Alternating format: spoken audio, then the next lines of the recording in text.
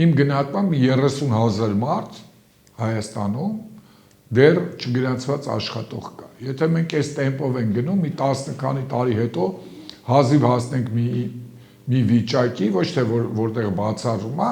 այլ իմ այդ շատ մեղմ գնահատականը 30,000-ը կհասնենք մի իրավիճակի, երբ որ կարելի ասել շատ ցածր ցուցանիշ։ Եթե մոտարապես 30,000-ից տարին 2,700-ը բացահայտենք, մոտարապես 15 տարի պետք է, որ այդ բոլորին բացահայտենք, բայց այդտեղ արի կոնկրետ թեմայի միանգամից անդրադառնանք, էլի, եթե դեմ չես, հիմա մենք ասում ենք չգրանցված աշխատող կա, բայց այս տարի մենք ունենք իրավիճակ, երբ որ չգրանցված աշխատող լինելը կարող է պայմանավորված լինի նաև գրանցելու դժվարություններով։ Իհարկե, որովհետև մենք գիտենք հունվարի 1-ից ներդրվել է սկսել է ուժի մեջ մտել օրենսդրական համապատասխան նորմը, որով մեր գործընկերներն էլ բոլորը գիտեն, որ նախատեսված է, որ միայն էլեկտրոնային եղանակով է հնարավոր կնքել աշխատանքային պայմանագիր եւ ներկայացնել համապատասխան հայտը։ Հիմա շատ մարդիկ ուղղակի չեն կարողանում ստորագրելուց հետո նոր համարվում է աշխատանքի ընդունված։ Հիմա այստեղ եթե օրինակ քո կարծիքով, եթե բիզնեսը օրինապահ է, այսինքն որն է ավելի ողջամիտ եւ ավելի տրամաբանական որևէ կոնկրետ բիզնեսի տեսանկյունից ու նաեւ ինչի համար երկրի տնտեսության տեսանկյունից, որ բիզնեսը երբ որ աշխատողը գալիս է, ինքը ուզում է ձևակերպել այդ աշխատողին, ինքը կարիք ունի այդ աշխատողի,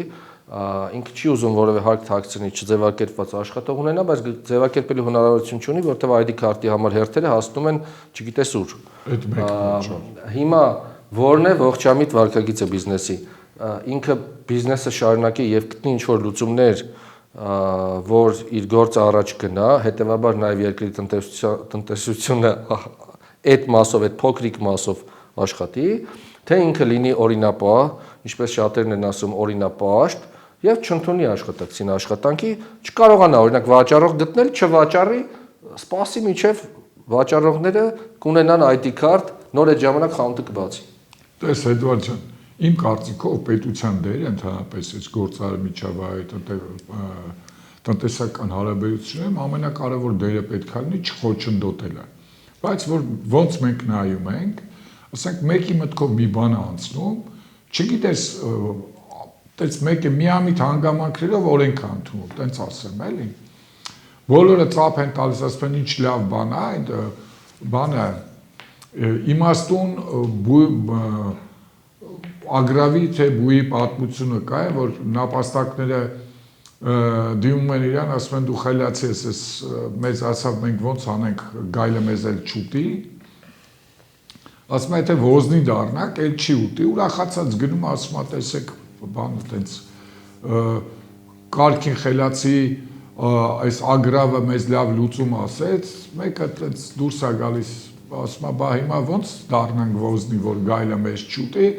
գնում է նույն այդ իմաստունին հարցնում ասում է դե հիմա ասա ոնց ոզնի դառնանք, նապաստակները ոնց ոզնի դառնան, ասում է ստրատեգիական որոշումներ եմ կայացնում, տեխնիկական հարցերի մեջ չեմ մտնում։ Հիմա նույնը հայտարարագրման համակարգ 1։ Իմ գնահատումը տապալվեց, որովհետև այն ինչի համար, այն կառուցակարգը ինչով նախատեսում էին, չարվեց, ստացվեց ավտոմատ լրացնելու տարբերակով արեց, չէին իմացել, որ ID քարտեր չկա, կամ հերթերը գոյանալու։ Մյուսը հիմա այս աշխատանքային պայմանագրերը նույն հարցն է, այսինքն մի անգամ ընկան փոսը,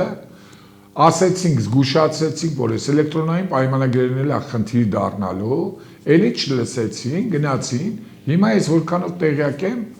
նախաձեռնություն կա 2 տարի հետաձգել, նոր իդեպ ասուլիսի ընթացքում է, պետնախագահը ասեց, որ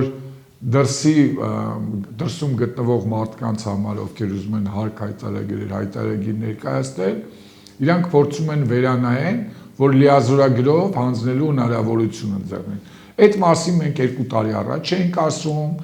մենք մեր կազմակերպությունը ավելին գրավոր առաջարկա ուղարկե, չլսեցին, նորից եկան նույն վիճակին, ինչ ստեղծվեց, այս մի անգամ ասել եմ, նորից կրկնեմ, իսկ թվում է մազոխիստ ինչ որ հատկություններ ունեն, որոշ տենց կամ ասեմ պաշտոնյա, խնդիր են ստեղծում, հետո ուզում են տենց ցավերով, բան, տենց դժվար իրավիճակից դուրս գալու ելքեր գտնել, նույնն է այս էլեկտրոնային ստորագրություններն է, բայց դեպքեր կա, որ այսինքն մարդիկ չեն կարող նույնիսկ ցանկության դեպքում չեն կարող էլեկտրոնային ստորագրություն ունենալ, ոչ ID քարտերով։ Այսինքն անձը Հայաստանում չի, Հայաստանի քաղաքացի չի, բայց վարձու աշխատողը համարվում այդ կազմակերպությունում։